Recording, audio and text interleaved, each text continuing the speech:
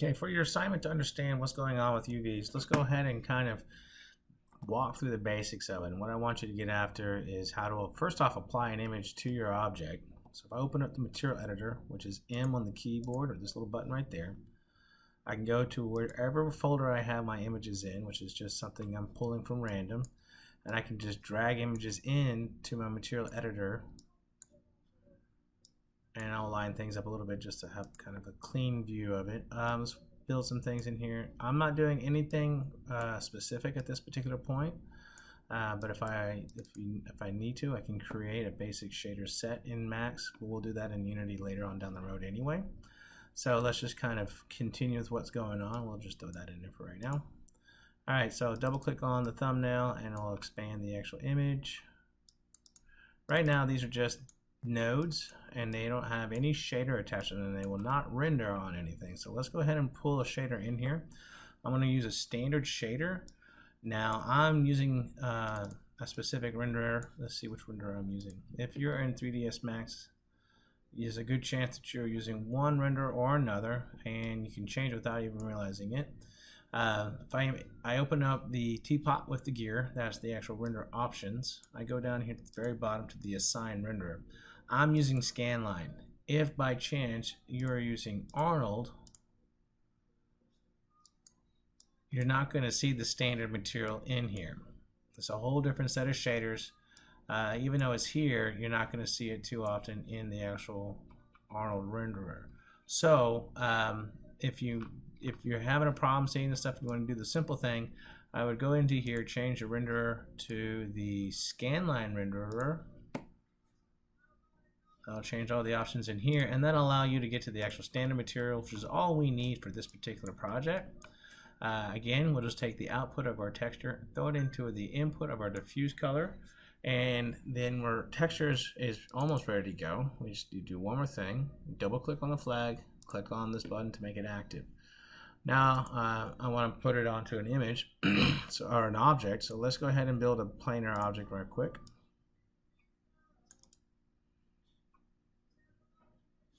And we'll go back into here and we'll just apply this. We'll click on it, click on ball to sphere to box, and that'll apply our object or material to our object. I have no idea why I started this video.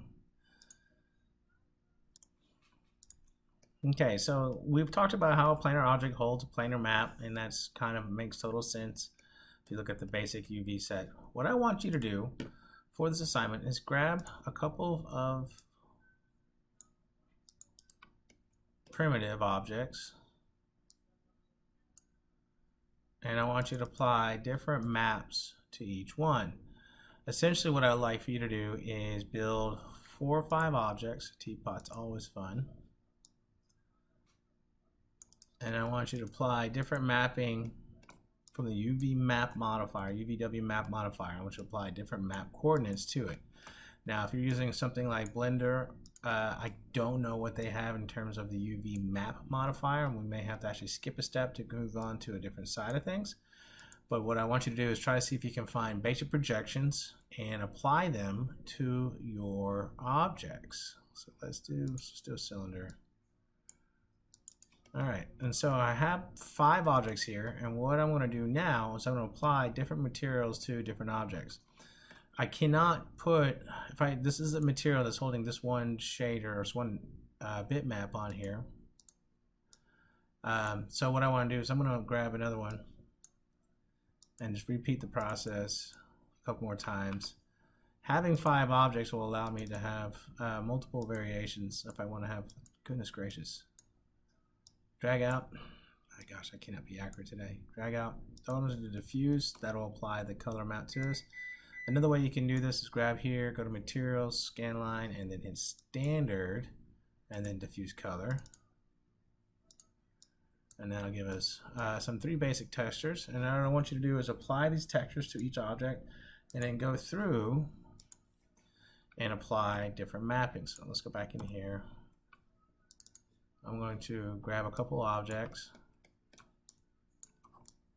and I'm going to apply that material and grab these objects, and I'll apply this other material here. Remember, once we have the material selected, if you don't see that red banner, you're not going to see it in the viewport until you click that button right here. The bright blue ball inside the gray box. That'll give you that red banner. That'll mean it'll show in here.